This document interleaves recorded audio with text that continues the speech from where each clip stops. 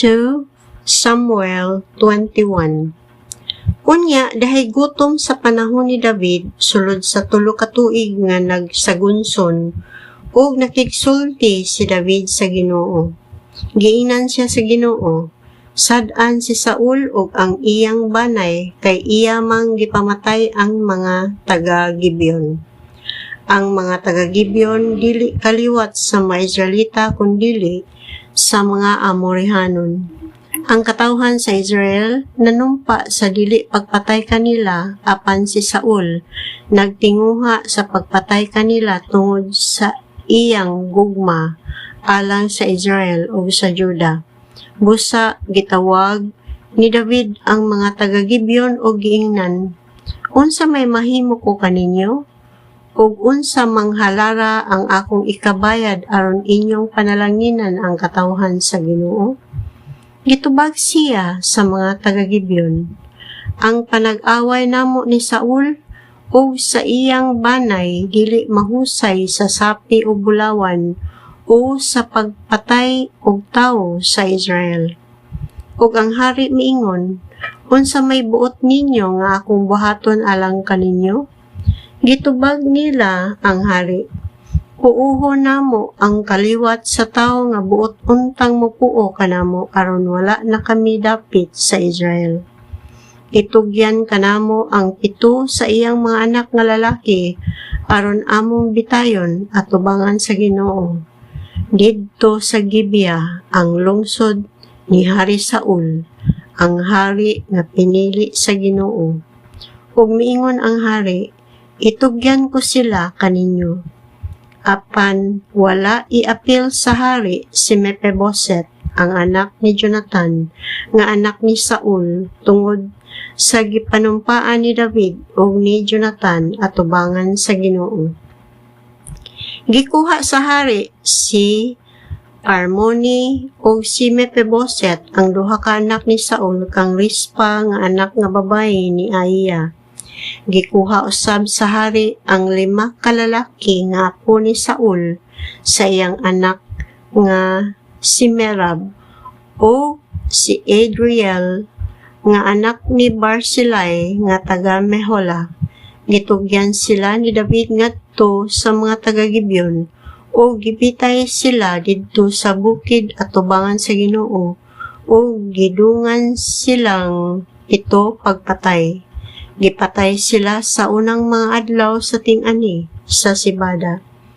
Unya si Rispa nga anak ni Aiya mikuhag sako ug naghimog pasilunganan ibabaw sa dakong bato ug didto siya mipasilong sukad sa ting-ani hangtod sa ting-ulan.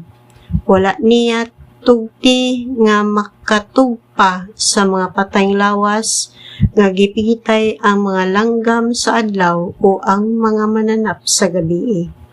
Sa pagkahibalo ni David sa gibuhat ni Rispa nga anak nga babae ni Aiya o puyo-puyo ni Saul, gikuha ni David ang mga bukog ni Saul o sa iyang anak nga si Jonathan gikan sa mga tawo sa Jabes Gilead nga maoy nagkawat niini gikan sa plaza sa Betsan. Diin ang mga patayng lawas ni Saul o ni Jonathan gibitay sa mga Filistihanon sa samang adlaw nga gipatay nila si Saul didto sa Gilboa. Gihipos usab nila ang mga bukog sa 7 ka tawo nga gibitay ug ila kining gilubong didto sa Zela sa yuta sa Benjamin didto sa lubnganan ni Kis nga amahan ni Saul ug gibuhat nila ang tanan nga gisugo sa hari. Ug humani ana, gitubag na sa Ginoo ang ilang mga pag-ampo alang sa tibuok nasod. Unya, nakigubat pag-usab sa Israel ang mga Filistihanon ug si David milugsong kuyog sa iyang mga sakop ug nakig-away sila sa mga Filistihanon. Unya, kiabot og kakapoy si David. Niining higayuna si Benob nga usa sa mga kaliwat sa mga higante nakahunhuna pagpatay kang David.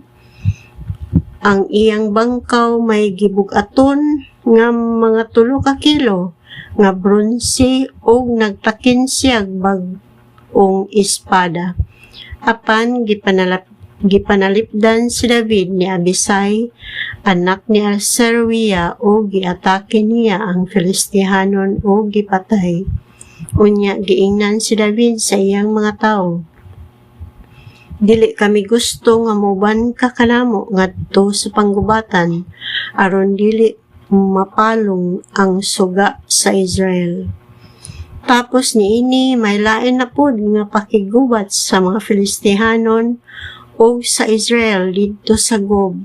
Unya gipatay ni Sibikay nga taga-Husa si Sap nga kaliwat sa mga higante. Ug may lain na usab nga gubat sa Israel batok sa mga Filistihanon didto sa Gob. Unya gipatay ni Elhanan anak ni Jair nga taga Bethlehem, si Goliath nga taga Gat. Ang pulan sa bangkaw ni Goliath sama kadako sa likisan sa hablanan.